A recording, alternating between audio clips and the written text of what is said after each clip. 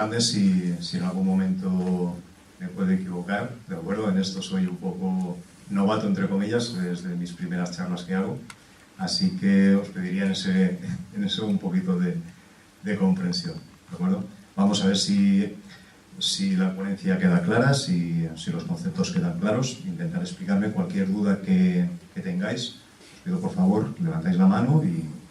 Esta ponencia se divide en 4 bloques. El primer bloque hablaremos de la definición de acoso escolar y bullying. También hablaremos en un segundo bloque de la tipología, las características y sus consecuencias, características a la hora de identificar el bullying, características del agresor, y cuando nos referimos a las consecuencias estamos hablando de las consecuencias que se producen en la víctima. Después, el tercer bloque, hablaremos del ámbito penal, desglosaremos dentro del Código Penal lo que es el bullying, porque es un concepto de múltiples hechos. Estamos hablando también de que dentro del acoso escolar están trato degradante. Todo eso daremos breves pinceladas para que los que estamos aquí pues veamos un poquito más de luz en ese ámbito. Y para finalizar, una breve pincelada de defensa personal. Hablo de defensa personal yo como instructor de defensa, pero se extrapola perfectamente a cualquier actividad deportiva, como salud y seguridad. Primero hablaré del origen de la palabra bullying. Es una expresión anglosajona cuya traducción al castellano significa intimidación o acoso. El bullying es un concepto específico, un tipo específico de maltrato con rasgos propios, el cual está incluido dentro de la violencia escolar. ¿De acuerdo? Cuando hablamos de violencia escolar hablamos de un concepto más genérico. Ahora en breve explicaremos la diferencia. Se consta de una agresión por parte de uno o varios agresores sobre una víctima, normalmente sumisa e indefensa, y amparada por el entorno. Cuando digo amparadas por el entorno, hablo por la ley del silencio. ¿De acuerdo? La gente que ve esa agresión y que por X motivos, después también hablaremos de ello, lógicamente, el agresor antepone su temperamento, su fuerza, su tamaño, su edad ante una víctima que por norma general suele ser una persona más débil, más pequeña, con un carácter más introvertido. Y estaríamos hablando en casi el 100% de las agresiones de una agresión proactiva. Me refiero a agresión proactiva es cuando no hay premeditación previa, cuando la víctima no ha dado motivos, o sea, no ha dado ningún aliciente al agresor para atacarle. Hay 2 tipos, que sería también la reactiva, pero es en el menor de los casos. Y hablamos de conducta colectiva. Es una conducta que nos conlleva a todos, no solamente se personaliza en el agresor y en la víctima, sino también en el entorno que hemos hablado anteriormente. Indirectamente somos cómplices, por omisión, pero somos cómplices de que a esa persona le esté pasando lo que le está pasando.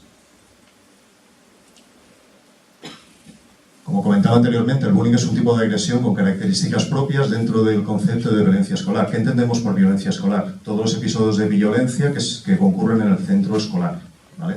Valga la redundancia, pero estaríamos hablando de violencia escolar como algo puntual. La violencia escolar es sí, estaríamos hablando de una agresión física o no física puntual, ¿vale? Si ya entra una periodicidad, una cronicidad, entonces ya estaríamos hablando del bullying, entre otros conceptos. Hablaríamos de violencia escolar también, todo lo que repercute. Cuando hablamos de agresión entre alumnos, como también podemos hablar de agresión entre alumno y profesor, las diferencias que puedan surgir, esas amenazas a un profesor, por ejemplo, o agresiones físicas, que también están a la orden del día.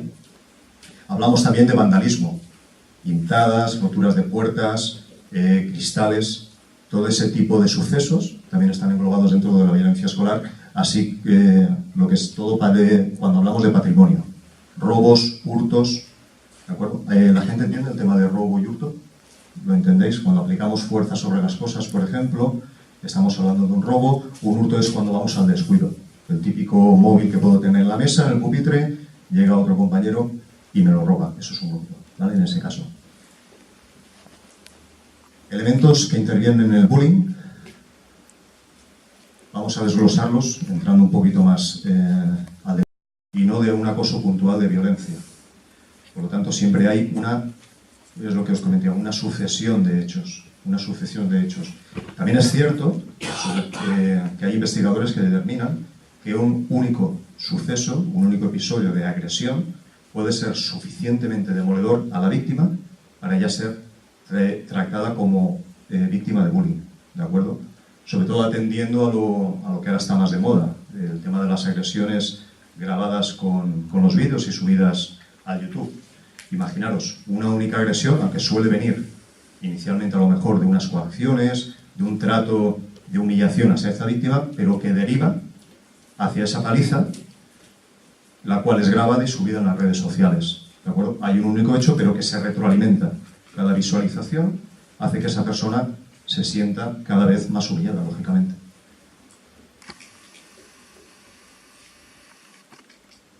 A la hora de evaluar el acoso, el tema del bullying, no es tanto las veces que han podido agredir a la víctima, no es tanto la intensidad que ha podido sufrir en el acoso a la víctima, sino el escuchar a la propia víctima. Yo, por ejemplo, bueno, como sabéis, soy policía, creo que consta en los carteles, aunque no hablo como policía, hablo como Javi, ¿vale?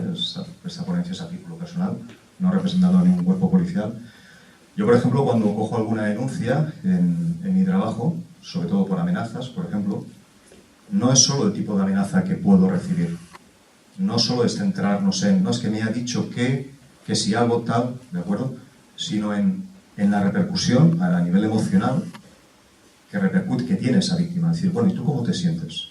Al que te hayan dicho esto, ¿cómo te sientes? Ostras, pues no tengo sueño, no puedo descansar, me afecta a la hora de comer, no quiero salir de casa, ¿de acuerdo? Pues eso extrapolado al ámbito escolar, a ese niño, llega el domingo y se orina encima, por las noches no duerme, tiene pánico al ir a la escuela, busca cualquier excusa, entre comillas, aunque es justificada para no ir, no se relaciona con la gente. Dependiendo de cómo responde la víctima, podemos graduar qué tipo de acoso está sufriendo.